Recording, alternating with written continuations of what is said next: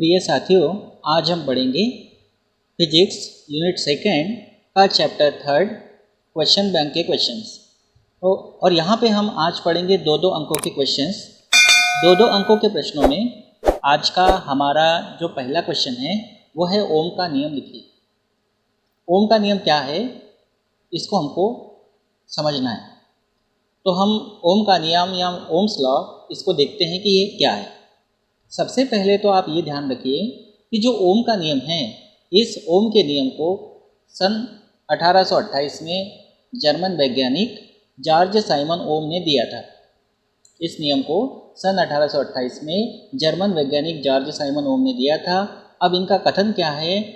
इनके अनुसार यदि किसी चालक की भौतिक अवस्था मतलब जैसे लंबाई, ताप, अगर हम चालक की लंबाई में कोई परिवर्तन ना करें और साथ ही साथ चालक का जो ताप है उसमें भी कोई परिवर्तन ना करें, तो यदि किसी चालक की भौतिक अवस्था जैसे लंबाई, ताप आदि में परिवर्तन ना हो तो उसमें प्रवाहित होने वाली विद्युत धारा, उसमें मतलब चालक में, उसमें प्रवाहित होने वाली विद्युत धारा उसके सिरों पर, उसके मतलब चालक के, उसके सिरों पर लगाए गए विभवांतर के अनुक्रमानुपाती होती है।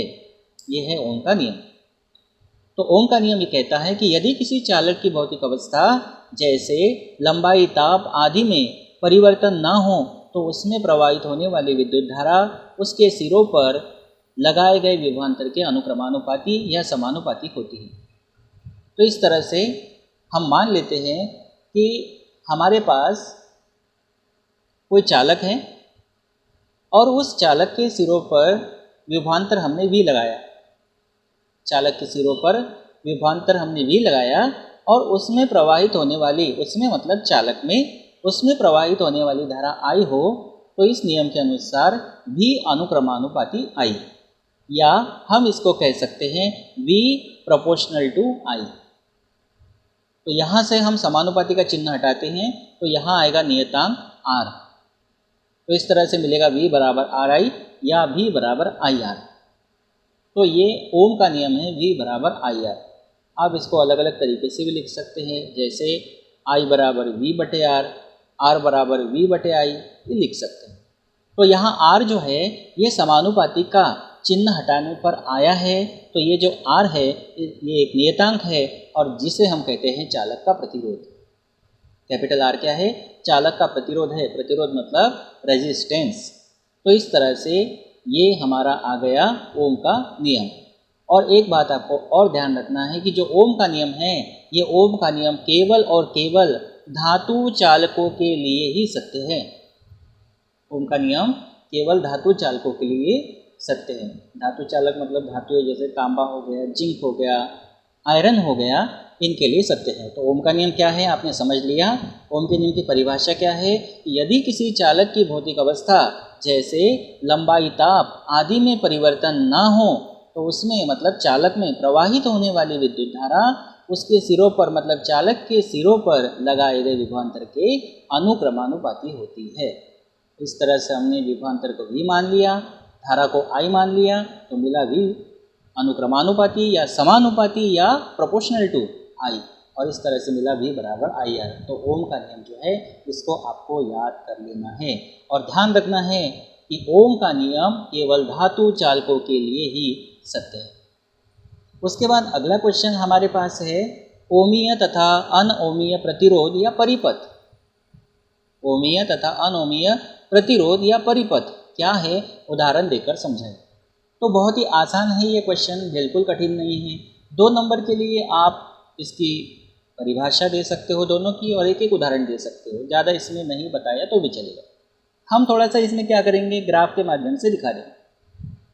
तो सबसे पहले हम देखते हैं ओमीय प्रतिरोध या ओमीय परिपथ क्या है। तो सीधा सीधा नाम से स्पष्ट है। ओमीय प्रतिरोध मतलब ऐसा प्रतिरोध या ऐसा परिपथ जिसमें ओम के नियम का पालन होता है, ऐसे परिपथ को हम कहते हैं ओमीय परिपथ। और यहाँ पर ओमीय परिपथ में ओम के नियम का पालन होगा और ओम के नियम का पालन होगा इसका मतलब है कि ओम का नियम जो है वो धातु चालकों के लिए सत्य है, तो ओमीय परिपथ जो होगा वो भी धातु चालकों के लिए ही सत्य होगा। तो इस तरह से ओमीय प्रतिरोध या ओमीय परिपथ क्या है?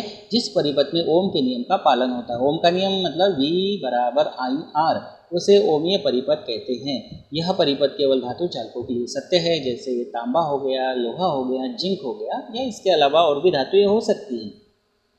अब हम यहाँ पर यह देखते हैं कि जो ओमीय परिपथ होता है या ओमीय प्रतिरोध होता है, इसमें V और I, इसको हम कह सकते हैं VI ग्राफ। V मतलब विभवांतर, I मतलब धारा। तो जब हम एक अक्ष पर धारा को लेते हैं और y अक्ष पर अगर हम विभवांतर को लेते हैं और विभवांतर और धारा के मध्य जब ग्राफ खींचते हैं तो एक सरल रेखा प्राप्त होती है। सरल रेखा क्या दर्शाएगी? जैसे जैसे धारा का मान बढ़ेगा वैसे वैसे विभवांतर का मान भी बढ़ेगा। या हम ये कह सकते हैं कि जैसे जैसे विभवांतर का मान बढ़ेगा वैसे वैसे धारा का मान भी बढ़ेगा, क्योंकि अगर आप इस बिंदु पर चेक करो तो विभवांतर इतना है तो धारा इतनी है। अगर इस बिंदु पर आप जाते हो तो विभवांतर का मान बढ़ गया, देखिए, तो धारा का मान भी बढ़ गया। तो कहने का मतलब है जब हम V और I के मध्य ग्राफ खींचते हैं तो हमको एक सरल रेखा प्राप्त होती है। तो इस तरह से ये हमारा ओमीय प्रतिरोध हो गया या ओमीय परिपथ हो गया। तो ओमीय परिपथ क्या है? जिस परिपथ में ओम के नियम का पालन होता है उसे ओमीय परिपथ कहते हैं। और ओम का नियम केवल धातु चालकों के लिए सत्य है, तो ओमीय प्रतिरोध भी या ओमीय परिपथ भी धातु चालकों के लिए सत्य होगा। और इसमें जब हम V और I के बीच में ग्राफ खींचेंगे तो हमको एक सरल रेखा प्राप्त होगी। आइए अब हम देखते हैं अनओमीय परिपथ या अनओमीय प्रतिरोध। तो आप समझ ही गए होंगे डेफिनेशन, आपके दिमाग में डेफिनेशन आ रही होगी कि अनओमीय प्रतिरोध या अनओमीय परिपथ क्या होता है, जिसमें या जिस परिपथ में ओम के नियम का पालन नहीं होगा उसे हम क्या कहेंगे? अनओमीय परिपथ या अनओमीय प्रतिरोध कहेंगे। और एक बात आपके दिमाग में और आ गई होगी कि V और I के मध्य जब आप ग्राफ खींचेंगे तो एक सरल रेखा प्राप्त नहीं होगी, मतलब कुछ हद तक सरल रेखा जाएगी लेकिन उसके बाद में वो अपना रास्ता भटका देगी, तो एक सरल रेखा उसको नहीं कहेंगे। तो अनओमीय परिपथ या प्रतिरोध क्या है? जिस परिपथ में ओम के नियम का पालन नहीं होता उसे अनओमीय परिपथ कहते हैं। जैसे उदाहरण के लिए विद्युत अपघट्य हो गया, संधि डायोड हो गया या ट्रांजिस्टर हो गया। जैसे PNP ट्रांजिस्टर है, NPN ट्रांजिस्टर है। तो इस तरह से ये जो है ये अनओमीय परिपथ या अनओमीय प्रतिरोध के उदाहरण हैं, ठीक है। और ट्रांजिस्टर बनते हैं अर्धचालकों के, सिलिकॉन से बनते हैं, जर्मेनियम से बनते हैं। अब यहाँ पे मैंने आपको एक बात और बताया कि यहाँ पर अगर V और I के बीच में ग्राफ खींचेंगे तो एक सीधी रेखा इसमें प्राप्त नहीं होगी। देखिए कुछ हद तक तो सीधी रेखा जा रही है, लेकिन यहाँ से ये जाना चाहिए थी इस तरह से, लेकिन गई है ये इधर, मतलब एक स्ट्रेट लाइन प्राप्त नहीं हुई है पूरी तरह से। V और I के बीच में ग्राफ खींचने पर एक सरल रेखा प्राप्त नहीं होती है।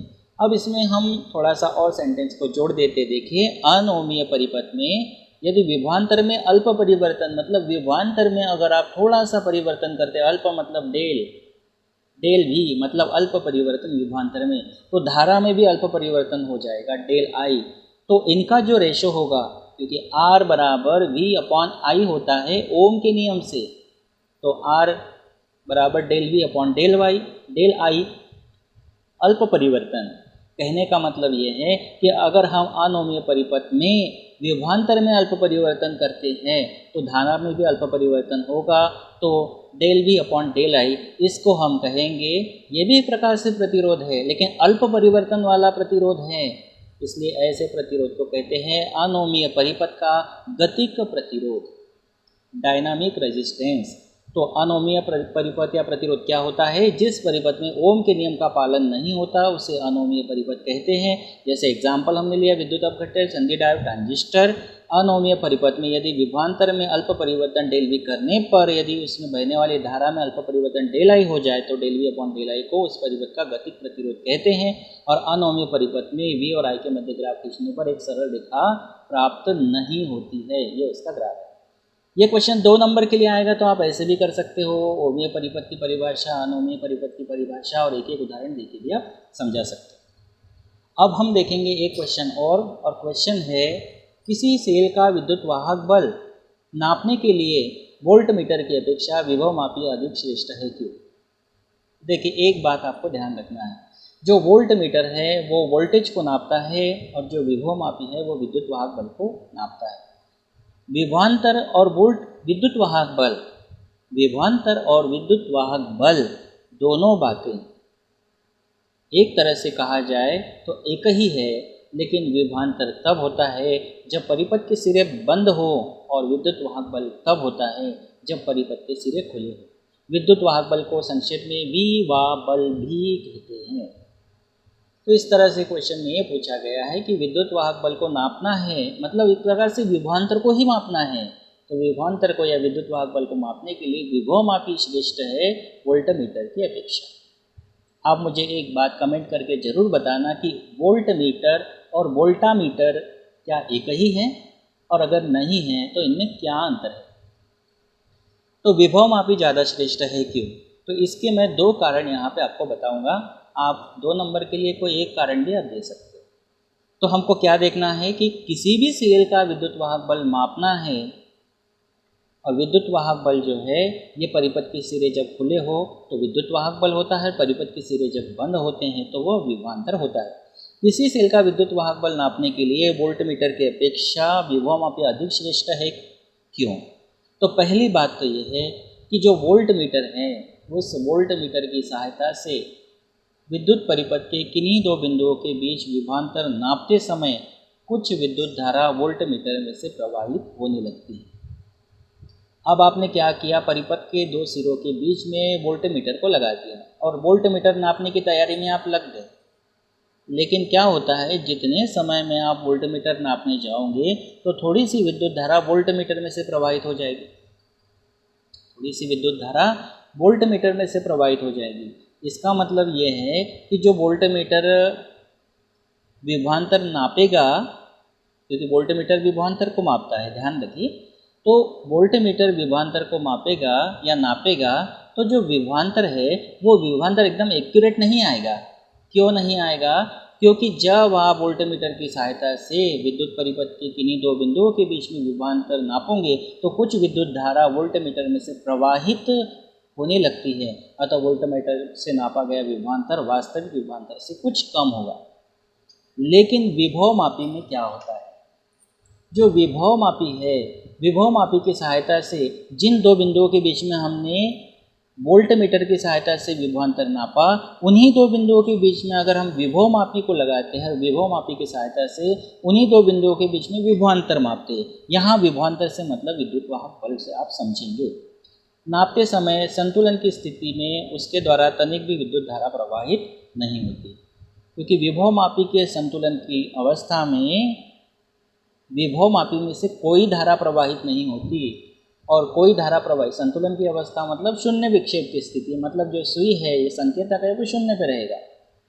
तो इस स्थिति में आप समझ गए होंगे कि विभव मापी की सहायता से उन्हीं दो बिंदुओं के बीच विभवांतर नापते समय किन दो बिंदुओं के बीच में, जिन दो बिंदुओं के बीच में आप वोल्ट मीटर की सहायता से विभवांतर माप रहे हैं, उन्हीं दो बिंदुओं के बीच में विभवांतर नापते समय संतुलन की स्थिति में उसके द्वारा तनिक भी विद्युत धारा नहीं ली जाती, और जब विभव मापी थोड़ी सी भी, तनिक मतलब थोड़ी सी भी विद्युत धारा को प्रवाहित नहीं होने देगा, तो विभव मापी जो विभवांतर मापेगा वो विभवांतर या विद्युत वाहक बल ही, तो वो एकदम एक्यूरेट यानी सही मिलेगा। तो इस तरह से आप समझ गए होंगे कि वोल्ट मीटर की सहायता से विद्युत परिपथ के किन्हीं दो बिंदुओं के बीच विभवांतर नापते समय कुछ विद्युत धारा वोल्ट मीटर में से प्रवाहित होने लगती है, अतः वोल्ट मीटर से नापा गया विभवांतर वास्तविक विभवांतर से कुछ कम होता है, किंतु विभव मापी की सहायता से उन्हीं दो बिंदुओं के बीच विभवांतर नापते समय संतुलन की स्थिति में उसके द्वारा तनिक भी विद्युत धारा नहीं ली जाती, अतः विभव मापी द्वारा विद्युत वाहक बल यानी कि विभवांतर का सही मान प्राप्त होता है।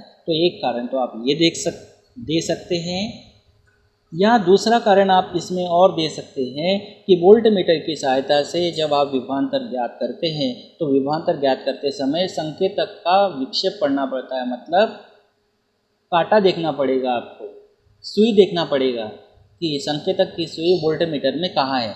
अब सुई को देखने में आप थोड़ा सा गलती कर सकते हो, क्योंकि एकदम एक्यूरेसी आपको उससे नहीं मिलेगी। थोड़ा सा ये हो सकता है, जैसे हम घड़ी में समय देखते हैं तो कोई कहता है कि इतना समय हो गया, कोई इतना, मतलब थोड़ा ना थोड़ा मिस्टेक हम कर सकते हैं सुई को देखते समय या संकेतक को देखते समय। तो वोल्टमीटर में जो संकेतक लगा रहेगा, तो वोल्टमीटर की सहायता से जब हम विभवांतर ज्ञात करेंगे तो ज्ञात करते समय संकेतक का विक्षेप पढ़ना पड़ता है, जबकि विभवमापी की सहायता से विभवांतर ज्ञात जब करते हैं, विभवांतर मतलब विद्युत वाहक बल ज्ञात करते हैं, तो हमको देखना पड़ता है शून्य विक्षेप की स्थिति, मतलब काटा जीरो पे। वो काम आसान है। तो कहने का मतलब क्या है कि वोल्टमीटर की सहायता से जब आप विभवांतर मापोगे तो विभवांतर मापते समय संकेतक का विक्षेप पढ़ना पड़ता है, जबकि विभवमापी की सहायता से विभवांतर मापते समय शून्य विक्षेप की स्थिति देखना पड़ता है। और आप खुद ही सोच सकते हैं कि शून्य विक्षेप की स्थिति पढ़ना ज़्यादा अच्छा है या संकेतक का विक्षेप देखना। तो आप समझ सकते हैं कि शून्य विक्षेप की स्थिति पढ़ना आसान है, क्योंकि विक्षेप पढ़ने में कुछ त्रुटि हो सकती है, जैसा मैंने आपको समय के बारे में बताया। तो इस तरह से आपको समझना है कि विक्षेप पढ़ने में कुछ त्रुटि हो सकती है, जबकि शून्य विक्षेप की स्थिति ज्ञात करने में त्रुटि की संभावना बहुत ही कम होती है। मैं ऐसा नहीं कह रहा हूँ कि नहीं होगी, लेकिन नहीं के बराबर होगी। तो इस तरह से आप सेकंड कारण भी समझ गए कि वोल्टमीटर की सहायता से विभवांतर ज्ञात करते समय संकेतक का विक्षेप पढ़ना पड़ता है, जबकि विभवमापी की सहायता से विभवांतर ज्ञात करते समय शून्य विक्षेप की स्थिति प्राप्त करते हैं। विक्षेप पढ़ने में कुछ त्रुटि हो सकती है, जबकि शून्य विक्षेप की स्थिति ज्ञात करने में त्रुटि की संभावना बहुत ही कम होती है। तो इसके दो कारण बताए। पहला कारण आपको बताया कि वोल्टमीटर की सहायता से विभवांतर नापेंगे तो कुछ विद्युत धारा वोल्टमीटर में से प्रवाहित हो जाएगी, जिसके कारण से हम मीटर की सहायता से जो विभवांतर मापेंगे वो वास्तविक विभवांतर से कुछ कम होगा, जबकि विभवमापी की सहायता से जब हम विभवांतर अर्थात विद्युत वाहक बल को मापते हैं तो उस स्थिति में जो विभवमापी है उसमें से थोड़ी सी भी धारा प्रवाहित नहीं होती, जिसके कारण से हम सही विभवांतर यानी कि विद्युत वाहक बल, विभवमापी की बात आती है तो वोल्ट, विभवमापी की बात आती है तो विभवांतर का मतलब विद्युत वाहक बल ही है। तो विभवांतर मापते समय या विद्युत वाहक बल मापते समय त्रुटि की संभावना कम होती है। दूसरी बात हमने ये बताई कि वोल्टमीटर की सहायता से जब हम विभवांतर को मापते हैं तो संकेतक का विक्षेप पढ़ना पड़ता है, जबकि विभवमापी की सहायता से विभवांतर ज्ञात करते समय शून्य विक्षेप की स्थिति देखी जाती है। तो इससे आप समझ जाएंगे कि विक्षेप पढ़ने में त्रुटि होने की संभावना ज़्यादा है, जबकि शून्य विक्षेप देखने की जो उसमें त्रुटि की संभावना वो कम है। तो इस तरह से ये तीन क्वेश्चन आपको मैंने बताया। पहला ओम का नियम क्या है ये आपको बताया, दूसरा ओमीय परिपथ और अनोमीय परिपथ क्या है इसको ग्राफ के द्वारा आपको बताया, और तीसरा मैंने आपको बताया कि जो विभवमापी है वो वोल्टमीटर से क्यों श्रेष्ठ है, क्यों अच्छा है। तो इस तरह से ये तीन क्वेश्चन मैंने आपके एक ही वीडियो में कवर करा दिए। आप इनको बहुत अच्छे से पढ़ लीजिए, तैयार कर लीजिए। यदि अभी तक आप लोगों ने मेरे चैनल को सब्सक्राइब नहीं किया हो तो चैनल को सब्सक्राइब कर लीजिए, बेल आइकन को प्रेस कर लीजिए, वीडियो को लाइक भी कर दीजिए, शेयर भी कर दीजिए, कमेंट भी कर दीजिए। तो बस ऐसे ही अगले इम्पॉर्टेंट टॉपिक के साथ हम अगले वीडियो में फिर मिलेंगे। Thank you.